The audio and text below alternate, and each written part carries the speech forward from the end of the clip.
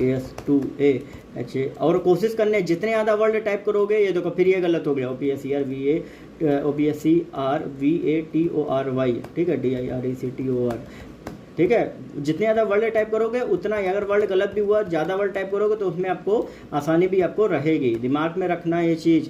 While ENGLISHHASLOTS of RULES in its, ठीक है, LANGUAGE did, ठीक है, यू नोट THATDREANT, ठीक है, इज द ओनली ENGLISHWORDTHATENS।